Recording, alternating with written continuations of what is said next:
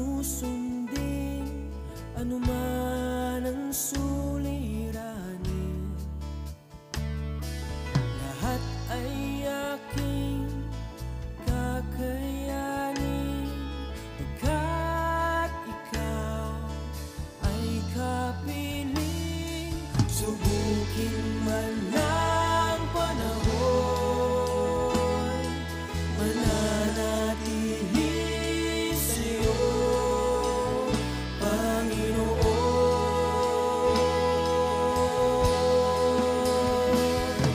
Walang alinlangang maglilingkod, walang pangambang sa'yo ay susunod.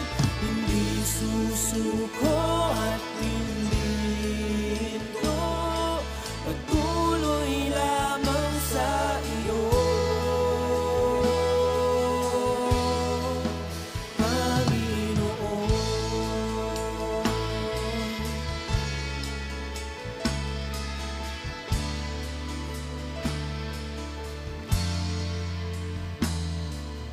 Ikaw ang aking paglilingkuran, kahit saan dalhin.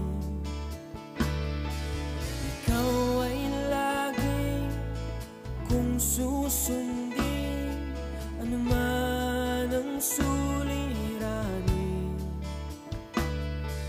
Lahat ay aking kakayanin, pagkat ikaw ay kapiling.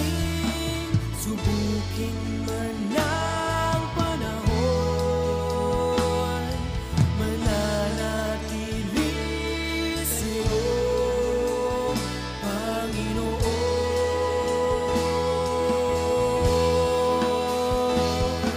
Walang alinlangang maglilingkod, walang pangambang sa'yo ay susunod. Hindi susuko at hindi hinto, patuloy. Okay, magandang gabi po sa ating lahat na mga sumusubaybay sa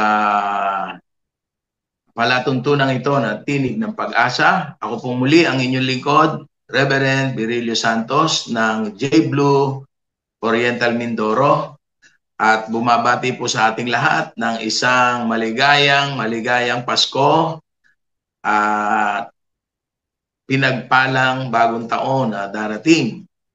So ngayong araw po o ngayong gabi ay pag-aralan po natin ang mga bagay patungkol po sa season na ito, sa okasyong ito, na walang iba kundi po ang Kapaskuhang ating pinagdiriwang. Ano po? At pag-aralan po natin ano po ba sinasabi ng banal na kasulatan patungkol sa tunay na mensahe at diwa ng Kapaskuhang ito. Sino ba talaga ang bida kapag Pasko, no?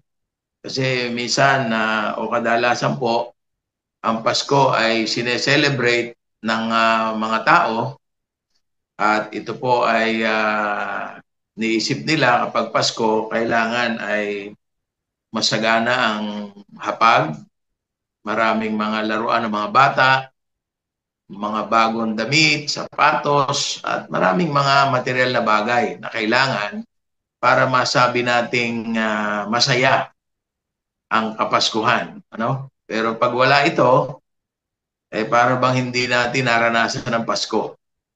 Pero sa banal na kasulatan, basahin po natin ang sinasabi ng aklat ng Mateo, dito po sa talatang 18 hanggang sa mga sumusunod na talata. At ganito po ang sinasabi, nais ko pong basahin. Ito ang naganap nang ipanganak si Jesucristo. Si Maria na kanyang ina at si Jose ay nakatakda ng magpakasal. Ngunit bago sila makasal, nalaman ni Maria na siya ay nagdadalang tao sa pagitan ng kapangyarihan ng Espiritu Santo. Subalit, dahil isang taong matuwid si Jose na kanyang mapapangasawa, At ayaw nitong malagay sa lubos na kahihiyan si Maria, binalak niyang hiwalayan si Maria ng palihim. Sabi po ng talatang 20, ngunit habang pinag-iisipan ito ni Jose, nagpakita sa kanya sa panaginip ang isang anghel ng Panginoon at sinabi nito sa kanya, Jose, anak ni David, huwag kang matakot na pakasalan si Maria sapagkat ang sanggol na dinadala niya ay mula sa Espiritu Santo. Magsisilang siya ng isang batang lalaki at Jesus ang ipapangalan mo sa sanggol sapagkat ililigtas niya ang kanyang bayan sa kanilang mga kasalanan. So yung pong talatang 21, yun po yung ating pinaka-key verse. Ano po? Sabi ng 22, nangyari nga ang lahat ng ito upang matupad ang sinabi ng Panginoon sa pamamagitan ng propeta. Tingnan ninyo, maglilihi ang isang birhen at magsisilang ng isang sanggol na lalaki at tatawagin itong Emmanuel, na ang kahulugan nito'y kasama natin ang Diyos. Nang magising si Jose ay sinunod nga niya ang utos ng anghel ng Panginoon at pinakasalan niya si Maria. Ngunit hindi niya sinipingan si Maria hanggang magsilang ito ng isang anak na lalaki at Jesus nga ang ipinangalan ni Jose sa sanggol. So, purihin po ang Panginoon sa mga talatang ito na ating binasa at ngayon ay ating pagbulay-bulayan. Ano po? Mga kapatid, sa gabing ito, no, this is a revelation, ano? Patungkol po sa kapanganakan ng ating Panginoon. At sa ating binasa, ay ang main character po dito ay walang iba kundi si Jose at saka si Mary na sabi ng Biblia ay engaged to be married na. Ano? Nakatakda na silang magpakasal. Subalit, biglang-bigla ay may nangyaring kakatwa. Ano? Kung sa panahon natin hindi na ito nakakapagtaka dahil maraming mga dalaga na basta na lang nabubuntis, no? At alam natin na istorya. Pero ito pong nangyari kay Mary, no? Kung pag-aaralan natin sa ibang book, no? Lalo na sa book of Luke, no? Sa aklat ni San Lucas, ay nauna na pong nakipag-usap yung angel Gabriel kay Mary. At sinabihan siya na siya ay maglilihi at manganganak ng isang lalaki. Yun. So nauna na po yun. Ano? Itong binasa natin ay kumbaga pangalawang pangyayari pa lang na ito na nagkukwento naman na itong si Jose, nung malaman niya na si Maria ay naglilihi o nagdadalang tao, eh siyempre magtataka po siya kasi unang-una wala naman silang relasyong sexual, no? Kaya sabi niya, binalak niya na hiwalayan si Mary ng palihim. Kasi pwedeng, sa totoo lang, during that time, kapag ang isang babae ay natagpo ang buntis na wala namang ama, eh may parusa po yon. Sa Old Testament to, pag binasa niyo po, ang isang babaeng, ano ba tawag diyan, prostitute, kumbaga, no, na sumiping, no, nasipingan ng lalaki at natagpo ang buntis, wala namang umaako, eh ang parusa po doon ay capital punishment. Babatuhin siya hanggang sa mamatay. No? Pero ito, sabi ng Biblia, ayaw niyang mapahiya si Mary, kaya tinangka niyang hiwalayan ng palihim. Noong unang panahon po, kapag ka po engaged to be married, ay itinuturing ng mag-asawa kahit hindi pa sila kasal. Kaya yung word na tinangkang hiwalayan, yun na po yung binabanggit na parang mag-asawa na sila at hihiwalayan ni Jose. Ano po?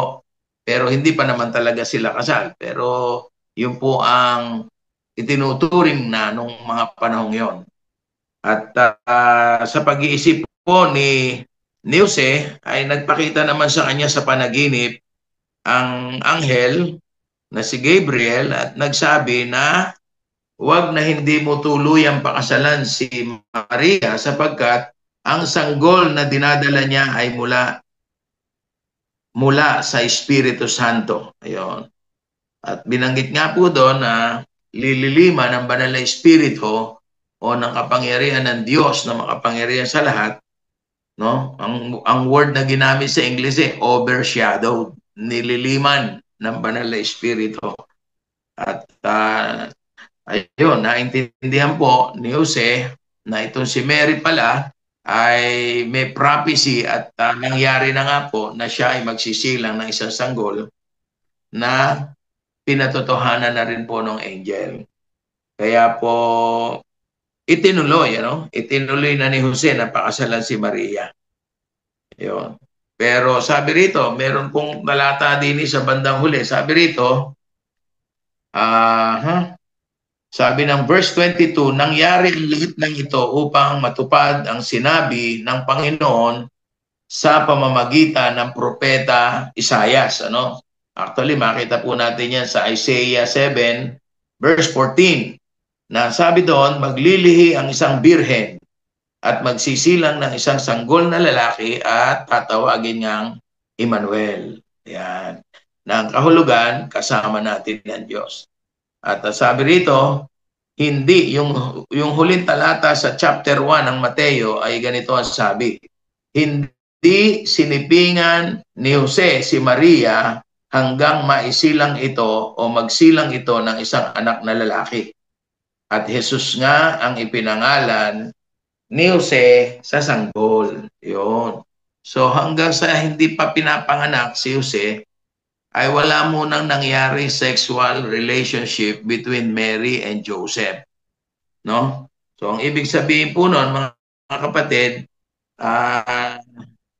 kung mabanggitin niyo po yung banggit ng Bible, na hindi po talaga tunay na anak ni Jose ang ating Panginoong Jesus.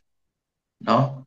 Kasi hindi naman niya sinipingan si Maria para mabuntis at manganak ng sanggol na lalaki. Kundi ang sabi ng Biblia, si Maria ay nililiman, no, ng banal na Espiritu ng Diyos at siya po ay naglihi. So, kung ating pong pag-aaralan, ang tunay na ama ni Jose, ni Jesus, ay walang iba kundi ang Diyos Ama.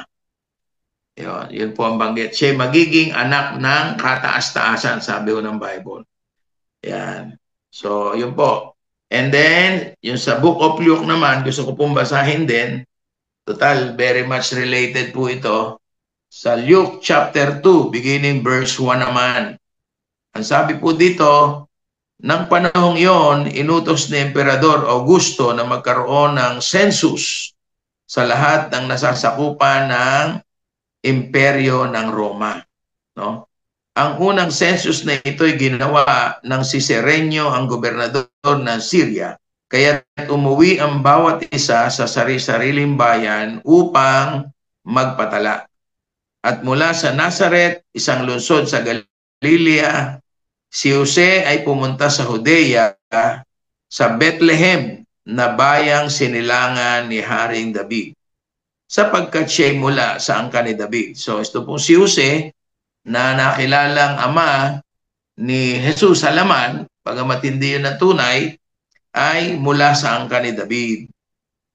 At sabi rito, kasama niyang umuwi upang magpatala rin si Maria na kanyang magiging asawa, na noon ay kabuwanan na. So, ibig sabihin, anytime, pwede na magsilang na sanggol. At habang sila'y nasa Bethlehem, sumapit ang oras ng panganganak ni Maria at isinilang niya ang kanyang panganay na isang lalaki. Binalot sa lampin ang sanggol at inihiga sa isang sabsaban sapagkat wala ng lugar para sa kanilang sa bahay panuluyan. So, ayan po. Yan po ang buod ng kapanganakan ng ating Panginoong Jesus. So kanina po, nabanggit ko na ang Pasko, kapag tatanungin niyo po yung mga bata, ang gusto nila pag Pasko, masaya, may mga bagong damit, may mga laruan, maraming pagkain, no? Kaya nga pagka magpapaskong ganito, mga bata po ang masasaya. Ang mga nanay naman at ang mga tatay siguro nag-aalala, lalo na yung walang panggastos, ano po. Pero sa Biblia po, kung ating pag-aaralan, ang kapanganakan ng ating Panginoong Hesus ay very ordinary, ano? At kung tutuusin, parang malayo dun sa dapat magyari. Kung tayo po ang tatanungin, siyempre, ang ating Panginoong Hesus bilang Panginoon ng mga Panginoon, hari ng mga hari, ay dapat ipanganak siya sa isang maharlikang lugar, sa isang palasyo o kaya sa isang hospital na mamahalin. Parang gano'n, ano? Pero hindi po no? Saan kayo hahanap ng isang sanggol na ipinanganak at matapos ipanganak ay ihiniga doon sa sabsaban? Doon po ang sabsaban po, yan po yung lalagyan ng mga damo o pagkain ng mga hayop. At sigurado ako, dahil ako po ay nakaranas ng ganyan sa amin, nung kami mga nasa bukid pa, pagka yung pong mga damo na kinakain ng hayop, pag natuyo po yun, ano po yun? Hindi po magandang higaan. Kumbaga, hindi makinis, kundi magaspang. At dahil kulungan ng hayop yun, sigurado ko mabaho po doon. No? Ibig sabihin ang kapanganakan ng ating Panginoon ay miserable. At kahit nung siya ay inihandog pagkatapos ng 8 araw, no? Sa atin po, pag sinabing binyagan, sigurado marami handa. No? Pero ang ating Panginoon, nung i-dedicate po siya at ihandog sa Ama, ay walang handa, kundi, ano sabi diyan? Pag binasa niyo po, bato-bato o kaya kalapati mag-asawa. No? Walang masarap na pagkain, walang magarbong handa. Talagang, kumbaga, it is a sign of humility na kung saan ang ating Panginoon ay nagpakumbaba simula nung ipanganak siya hanggang kamatayan. Yan. Kaya tayo po bilang mga tao, ang isang aral po dito, kung tayo po ay nagse-celebrate ng Kapaskuhan, hindi po natin dapat mas bigyan ng mas malaking pagpapahalaga yung mga bagay na material. Kung hindi yung mga bagay na kung saan ay kalooban ng Diyos. Bakit po ba ibinigay ng Ama ang kanyang nag-iisang anak? No? Yung po sabi ng John 3:16, no? Gayon na lamang ang pag-ibig ng Diyos sa buong sanlibutan. Kaya't ipinagkaloob niya, ibinigay niya ang kanyang bugtong na anak, no? Upang ang sino man na sumampalatay sa kanya hindi mapahamak, kundi magkaroon ng buhay na walang hanggan. Ang unang-unang bagay na dahilan kung bakit ito ibinigay ng Ama ang kanyang anak sa atin, yun po ay dahil sa kanyang pag-ibig sa atin. Para tayo daw po ay matubos, no, sa kasalanan. Sabi rito sa verse 21, yung key verse po natin, no? Mary, or she will have a son, and you will name him Jesus, no? For he will save his people from their sins. So tayo daw po, ang ating Panginoong Hesus ay binigay ng Diyos Ama para tayong makasalanan ay mailigtas ng Panginoon mula sa tiyak na kamatayan. Para malinis at maging kalugod-lugod po tayo at karapat-dapat sa ating Panginoon. No? So yun po ang unang dahilan, dahil sa pag-ibig ng Diyos, nagawa niyang ibigay ang kanyang kaisa-isang anak. At wala po palagi kong makakagawa nito sa mundo.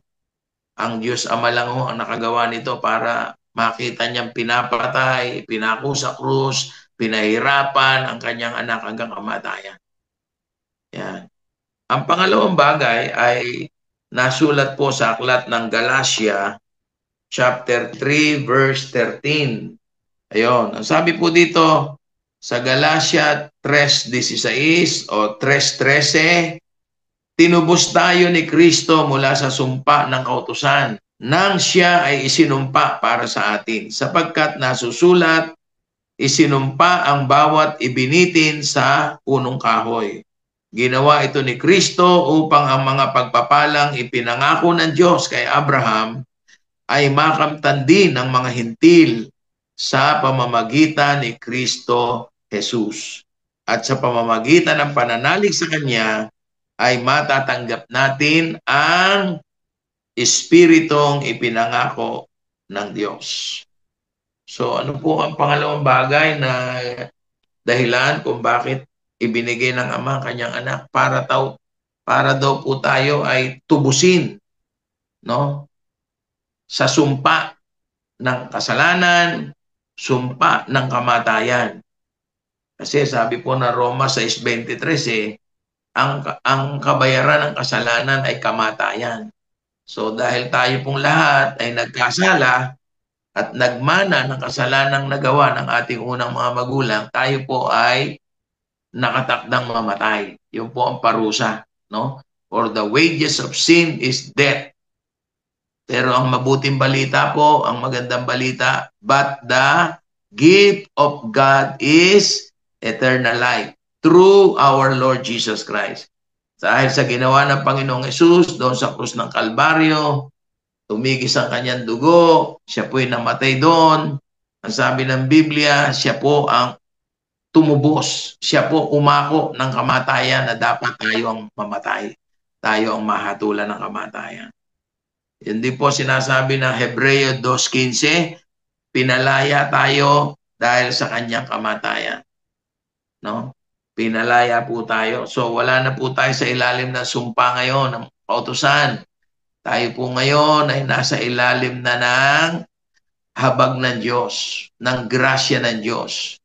At kung iniisip po natin, maging mga nararanasan po nating mga problema, kabigatan, mga sakit karamdaman, pinalaya na po tayo dyan ng Panginoon. By faith, no?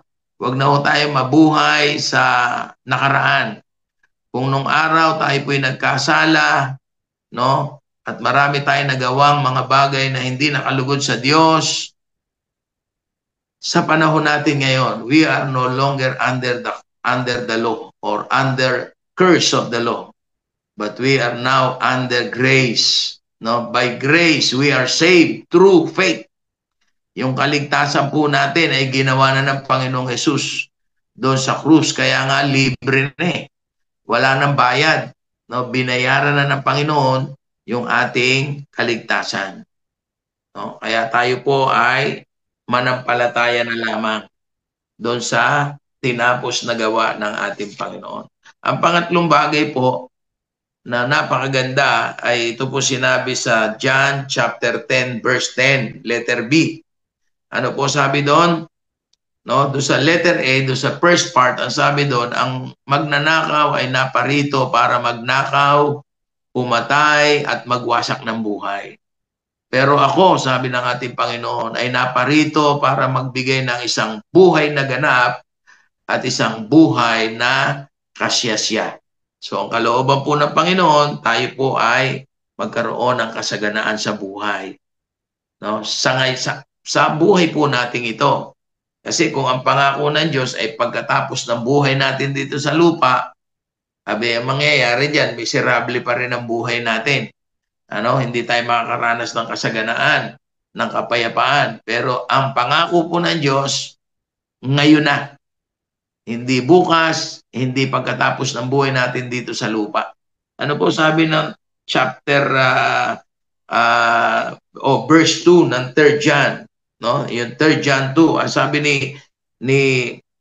sabi po nung sumulat ni John, I wish above all things that you may prosper, be in good health, even as your soul prospers. No? Kung paanong ang atin daw pong katawan, kaluluwa, ang ating espiritu ay masagana, no? Kasi meron tatlong klase ng kasaganaan sa buhay na kaloob ng Panginoon sa panahon natin ngayon. Una po, siyempre, yung spiritual prosperity, yung salita ng Diyos. Kaya nga sabi ng Matthew 4:4, hindi lamang sa tinapay na pisikal o material na bubuhay ang tao, kundi sa mga salita na lumalabas sa bibig ng Diyos. So, ang salita ng Diyos, blessing po yan sa atin. Manampalataya lang po tayo. No? So, yun po, kung paano ang ating kaluluwa at spirito, maging ating katawan, kalooban ng Diyos na tayo masagana sa buhay. No? At wala na yung mga sumpa ng sakit karamdaman, sumpa ng kahirapan, sumpa ng kamatayan, napagtagumpayan na po ng Panginoon niya. At ngayon, sabi ng Biblia, sa gitan ni Apostol Pablo, tayo po'y kasama na sa parada ng tagumpay. Amen po? Ang pang-apat, no, binigyan din tayo ng Diyos nung ibigay niya ang kanyang anak sa atin. Ang unang-una, sabi ng John chapter 1 verse 12, binigyan niya tayo ng kapangyarihan, ng power, ng authority na tawaging mga anak ng Diyos. Ano sabi doon? But as many as receive Him, Jesus Christ, He gave us the power to become children of God. Dati po, hindi tayo anak ng Diyos, mga kapatid. Isa lang po talaga ang tunay na anak ng Diyos, only begotten Son, and that is our Lord Jesus Christ. Tayo po ay mga anak lamang ng ating mga magulang, physically. No? Huwag naman natin sabihin anak ng dyablo, pero sa totoo lang, yun ang sinasabi ng Biblia. No? Dalawang klase lang po tao sa mundo, isang anak ng Diyos at isang hindi anak ng Diyos. Kanino anak yon? But praise God, simula nung tayo tumanggap at nanampalataya sa ating Panginoong Hesus, sabi ng Biblia, we have the power and the authority to become children of God. At kung tayo po ay anak ng Diyos, kumbaga sa tayo anak ng hari, nasa loob tayo ng palasyo, may karapatan tayo na pakinabangan ang lahat ng biyayang naroon sa loob ng palasyo. Bakit? Anak ka ng hari. At hindi lang basta hari, hari ng mga hari, Panginoon ng mga Panginoon. So lahat po ng sustansya, lahat ng pagpapalang inihanda ng Diyos, pwede nating tanggapin. Kung minsan lang, tayo po nanghihina sa ating pananampalataya.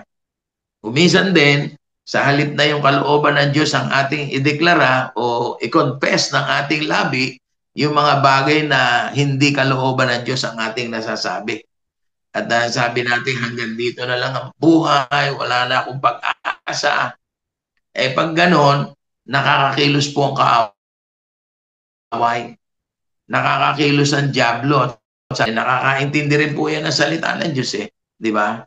Nanginginig pa nga sabi ng Bible. So gamitin po natin yung kapangyarihan na yun na pinagkaloob sa atin. Ano po yun? Ang sabi ng Mark 16, 17 and 18, bilang mananampalataya, we have the power to rebuke the devil, to cast away, to cast out devils, to speak in tongues, to lay our hands on the sick, sabi ng Bible.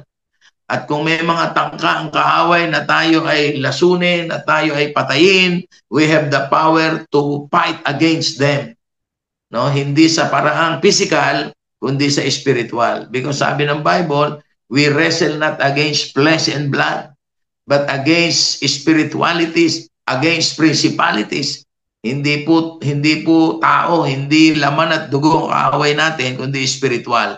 Kaya lalabanan natin sila sa paraang spiritual. And God has given us that power. Ano sabi ng Luke 10:19? No, sabi ng Luke 10:19, I am giving you the power to tread on serpents and of scorpions, and nothing shall by any means hurt us. Walang makakatalo sa atin basta gamitin natin ang authority na galing sa Panginoon. Amen po? Another thing, sabi rito, as a children of God or as a son of God, we have the power to destroy the power of the devil. Yung po sabi ng Hebrews chapter 2 verse 14. Tingnan po natin. Sabi na aklat ng Hebreo, dahil sa mga anak na tinutukoy niya ay tao, naging tao rin si Jesus at tulad nila'y may laman at may dugo. Ginawa niya ito upang sa pamamagitan ng kanyang kamatayan ay mawasak niya ang kapangyarihan ng demonyo o ng diablo na siyang may kapangyarihan sa kamatayan. At pinalaya niya, sabi ng verse 15, ang lahat ng tao na habang panahon ay inaalipin ng takot sa kamatayan. So dapat alam po natin ito, no? Kasi kung hindi natin alam yan, magkakaroon tayo ng doubt, no? Matutulad tayo doon sa mga taong walang pananampalataya, no, na ang iniisip ang demonyo ay mas makapangyarihan. Hindi po. Talunan na po ang kaaway. Already defeated ang kaaway po natin, no? 2,000 years ago.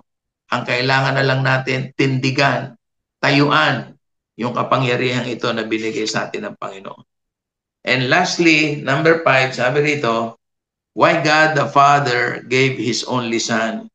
No? Ibinigay ng Diyos ang kanyang bugtong na anak para tayo po ay maging, ano sabi rito sa verse 11, si Jesus ang nagpapabanal sa mga tao. Ang kanyang ama at ang ama ng mga taong ito ay isa, kaya hindi niya ikinakahiyang tawagin silang mga kapatid. So, ayun. He purifies people from their sins. So, tayo daw po ay pinababanal. No? Kaya ang last na gusto kong i-share, no?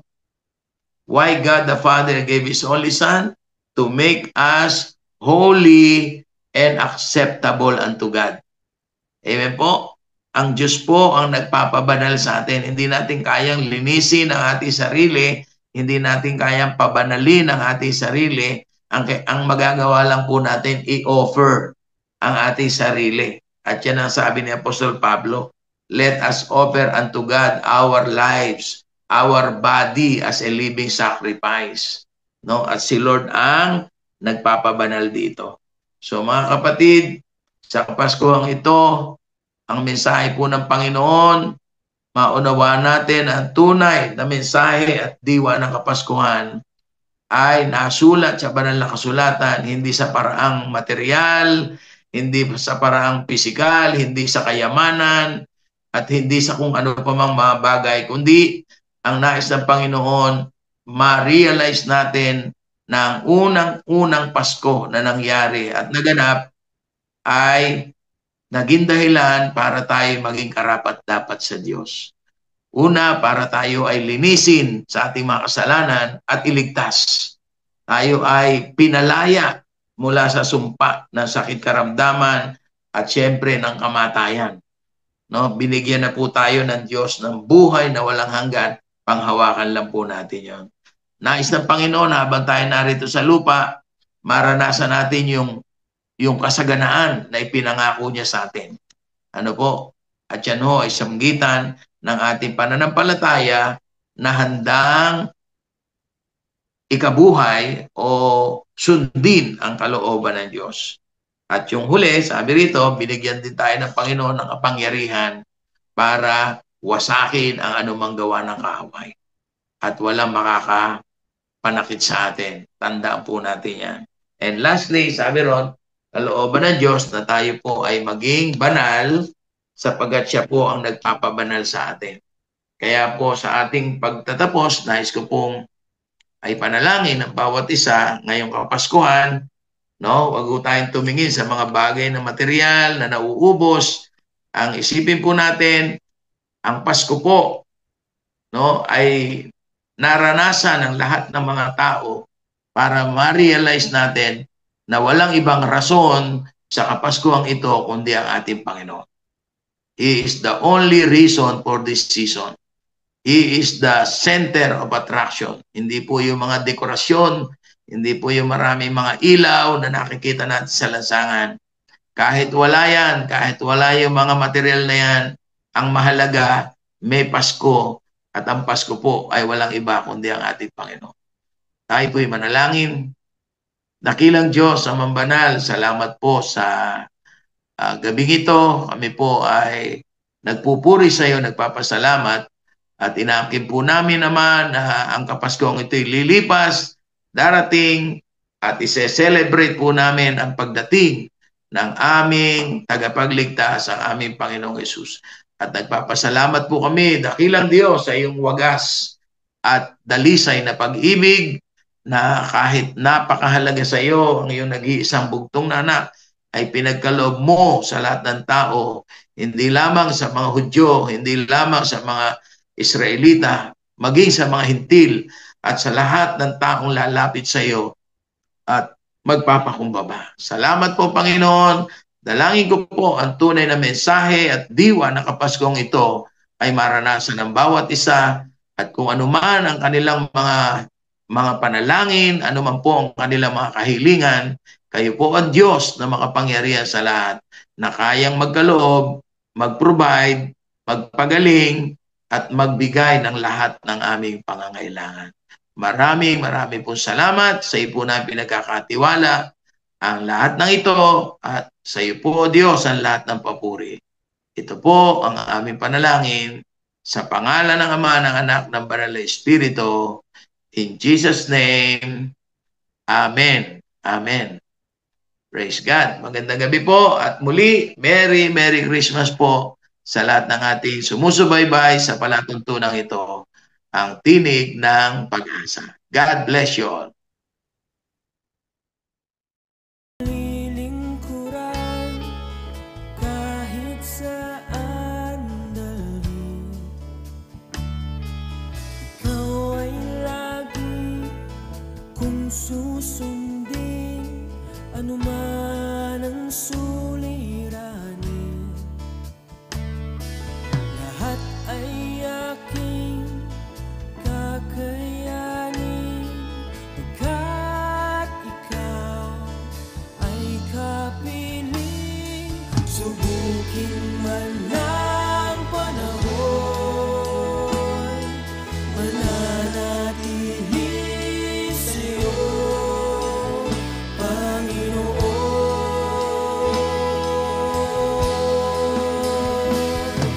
Walang alinlangang maglilingkod, walang pangambang sa'yo ay susunod, hindi susuko at hindi hinto, patuloy lamang sa iyo,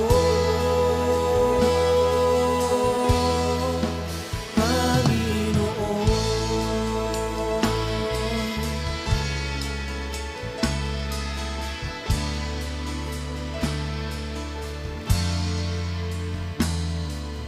Ikaw ang aking paglilingkuran kahit saan dalhin.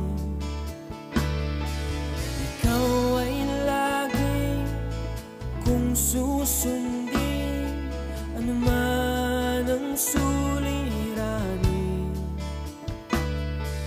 Lahat ay aking kakayanin, pagkat ikaw ay kapiling. Subukin man